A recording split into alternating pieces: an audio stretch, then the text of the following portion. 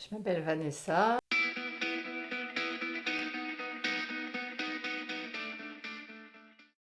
La cinquantaine épanouie. J'ai un fort caractère, j'avoue. J'ai un fort caractère et une grande adaptabilité. Ça, c'est ce qui m'a permis d'être là aujourd'hui et d'avoir fait ce que j'ai fait. Ouais, j'ai plutôt une grande souplesse, même si je suis parfois qualifiée de mauvais caractère, mais j'ai quand même une grande souplesse. Je m'emporte vite. Il me faut longtemps pour me mettre en colère, mais une fois que c'est parti, c'est parti. J'avoue, j'avoue. Et ça peut durer. Je peux être rancunière. Voilà. J'oublie pas. Bon, je me mets en adaptabilité, je pense. Si c'est pas, si les plans changent, si j'essaye de m'adapter, à toujours essayer de tirer le meilleur de la situation et d'avancer. Là, c'est peut-être ce qui a fait que après j'étais hôtesse de l'air parce que j'ai le fait de bouger en permanence, ça fait partie de moi. Pendant 25 ans, on m'a dit tu partais à New York et puis 2 heures avant, on me dit bah non finalement tu vas à Tokyo. Bon, écoute, c'est pas grave. Le tout c'est de pas en faire un drame. Je pense que ouais, c'est une souplesse que j'ai par rapport à, je m'adapte. Ouais, c'est un métier particulier hein, où tu rencontres énormément de gens. Tu pars à chaque fois avec un équipage qui est différent, tu connais personne. Donc on te. Moi, au début, je suis restée 9 ans hôtesse de l'air, je crois. Et après, je suis passée chef de cabine. Donc en fait, on te confie un équipage, à toi de faire monter la sauce pour que l'équipage soit soudé et que ça fasse un travail qui est cohérent en fait, que les gens aient plaisir à être dans cette équipe. Et puis on est quand même face à 100, 200, 300, 500 passagers et voilà, il faut avec les jours avec, des jours sans, des jours plus compliqués que d'autres. C'est compliqué de gérer une foule, c'est compliqué de gérer des individus, c'est compliqué de comprendre pourquoi celui qui râle râle. On est en bout de ligne, nous, on ne sait pas pourquoi. Quand on l'a fait, on se rend compte que cette personne n'a pas forcément envie de partir, qu'elle est peut-être triste de partir, qu'on ne sait pas pourquoi elle part. Traverser l'aéroport, traverser les contrôles, arriver, poser, se poser et puis pas avoir forcément le siège qu'on veut. Ouais, et nous, on arrive là, on prend à ce moment de la chaîne et le truc, c'est de pas seulement dire oui, ben voilà, votre siège c'est là, vous asseyez, vous mettez la ceinture, puis vous l'enlèverez quand on arrivera. Quoi. Non, c'est pas ça. Le truc, c'est d'amener la personne à passer. On fait partie du voyage, en fait. C'est le début du voyage. La personne, elle arrive comme elle est. Il faut qu'elle reparte comme moi j'ai envie qu'elle reparte. C'est-à-dire qu'elle reparte heureuse. Enfin, heureuse, le mot est peut-être un peu fort, mais satisfaite du moment qu'on a passé ensemble. Alors, ce moment, ça peut être 1 heure. Là, on n'a pas une grande latitude, mais ça peut être 12 heures. Et en 12 heures, il s'en passe des choses. Je sais comment c'est un peu partout dans le monde. Et ça je trouve que c'est super. Même si tu es un peu déçu, à chaque fois que tu arrives en Chine, tu as l'impression d'être à New York. Donc c'est compliqué. Moi, je m'attendais à des rizières, je m'attendais à. C'est très snob, hein, mais aller faire mes courses à New York une fois par mois, c'était super aussi. C'était aller faire aller chercher des tongs au Brésil pour l'été, mais c'est n'importe quoi. Mais c'est plaisant. C'est le truc que tu. Voilà, c'est un peu notre quotidien. Seulement, c'est vrai que c'était le plaisir d'aller. Ouais, d'être un peu chez toi partout, en fait. Ouais, non, c'est vraiment un métier qui m'allait bien. Qui m'allait bien partir, revenir. C'était toujours avec ce côté assez évanescent. Et ouais, c'était ça, hein. La peine des autres, l'injustice, le... Ouais, le regard sur tout ce qui est perdu, en fait.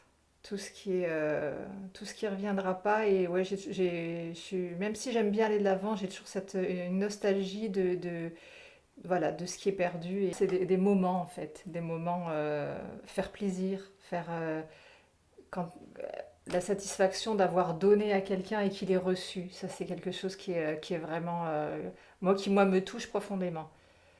Et sinon, oui, évidemment, comme tout le monde, le regard d'un enfant, le sourire d'une personne, voilà, ce genre de choses, moi, ouais, me remplit. Ouais.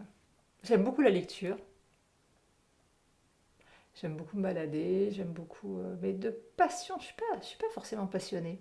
Être avec les autres, oui, et être seule aussi, mais non, je suis pas forcément passionnée. Ouais. Si, pendant tout le temps où j'ai travaillé en tant qu'hôtesse de l'air, ouais, forcément voyager, rencontrer les gens, ça, ouais, c'était passionnant. Moi, ce qui me passionne, c'est vraiment rencontrer les gens, rencontrer et échanger. Ça, c'est vraiment, ouais. J'ai fait beaucoup de photos. Et ce que je cherchais dans la photo, c'était à sortir ce qu'il y avait, c'est ce qu'on voit dans les gens, ce qu'on voit, ce qu'il y a derrière le regard en fait. La photo, c'est pas juste arrêter un moment, c'est aller chercher une émotion, c'est aller chercher quelque chose. Et c'est pas juste un souvenir comme on les a, ces souvenirs-là, on les a dans la tête. C'est pas ça. C'est pas ça pour moi la photo. La photo, c'était aller chercher quelque chose de très très précis et vraiment le travailler pour l'obtenir. Ouais, je pense que je suis solide. Je pense que je suis solide. Mes frêles épaules peuvent porter lourd. Et elles portent lourd d'ailleurs. Mais voilà, je sais qu'il faut tenir et je tiens. Savoir fléchir aussi par moments, parce qu'il faut poser les choses. Mais une fois qu'on a bien pleuré et qu'on a bien admis que ça pouvait être compliqué, comprendre pourquoi c'est compliqué, poser les choses, repartir et avancer. Quand je fais des choix, ce qui me guide pour faire des choses, c'est qu'il n'y ait pas de conséquences sur les autres. C'est vraiment ce qui me fait le plus peur. C'est toujours me dire, ok, mais s'il y a des conséquences, il faut que tu les payes toi et pas les autres. Ça, c'est vraiment la seule limite que j'ai à entreprendre des choses, à entreprendre des actions. Ouais. Direct. C'est assez direct. Je passe par l'humour. Voilà, mon biais, c'est l'humour en fait. Même avec les enfants, c'est pas toujours drôle pour elle, hein, mais pour moi. Je suis pas une grande communicante en fait. Je pense pas être avenante. Je suis assez méfiante des gens. J'ai pas besoin d'avoir beaucoup de connaissances. Moi, je suis plutôt solitaire en fait. J'ai pas besoin d'avoir. Voilà, j'ai plaisir à rencontrer les gens, mais je dépends pas d'eux pour me divertir. Donc, j'ai pas besoin d'avoir du monde autour de moi en permanence. J'adore avoir du monde, faire la fête et recevoir et prendre un café et échanger. J'adore l'échange, mais j'ai besoin de mes amis, voilà, qui font partie, qui sont partis, enfin, qui sont des piliers de moi, mais le reste, non, pas tellement. J'aime bien avoir des gens solides et honnêtes autour de moi, ouais, gentils.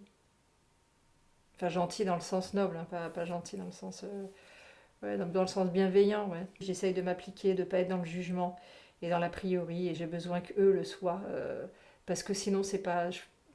Enfin, un ami peut pas être dans le jugement. Il peut donner son avis, mais voilà, ça c'est quelque chose qui est important, qui n'y ait pas de jugement, pas d'a priori. Je suis intransigeante aussi. Euh, Ouais, je suis plutôt la bonne camarade en fait, hein, je pense pas. J'ai pas forcément bon caractère, mais ouais, je suis plutôt souple. Enfin, j'espère. En fait, non, je sais pas si je suis comme ça. Ouais, j'ai eu 2 attentats auxquels j'ai assisté dans ma vie. Où, poum, la bombe explose. Par chance, j'ai jamais été blessée, mais se dire que la seconde avant ça allait, et là, une seconde après, c'est le chaos. Enfin, un quart de seconde après, c'est le chaos. C'est perturbant de se dire, on a aucune. Enfin, ça rappelle qu'il n'y a pas de certitude dans la vie, que tout va bien, mais c'est tellement éphémère. C'est tellement éphémère. Et ça, c'est dur. Ah ben, tu rentres dans une précarité de l'avenir qui est énorme. Pendant des années, j'ai évité la foule. Ça génère un instinct de fuite, en fait, contre lequel il est très dur de lutter, parce qu'après, tu évolues avec ça, tu continues avec ça. Je me suis rendu compte que ça a eu une incidence aussi sur ma relation avec les gens. Pendant des années, j'étais plutôt évanescente. Même si tu n'en es pas conscient, tu te dis, mais quel intérêt de s'investir avec les gens puisque tout est tellement précaire. C'est comme du sable en fait, donc ça sert à rien de construire. Même si j'ai jamais perdu de vue le fait qu'il fallait travailler, avoir un logement et subvenir à mes besoins. Mais oui, ça crée une telle précarité dans tout que finalement, jusque dans les relations avec les gens, jusque moi, mon quotidien a été géré par ça, c'est pour ça que j'étais incapable d'engagement, incapable de quoi que ce soit, parce qu'il me fallait systématiquement une fuite. Il me fallait toujours un plan B. Moi, je suis la reine du plan B, parce que ce plan B, il est parfois nécessaire. Ces 2 attentats, oui, ça a rendu tout tellement fragile. Tout potentiellement aurait pu s'écrouler, en fait. Et ça, je l'ai compris. Ça amène à la fragilité, alors qu'on ne se sent pas fragile. D'un seul coup, tu t'aperçois que peut être éphémère. Ça, c'est dur de se reconstruire derrière, en fait. C'est long. C'est long.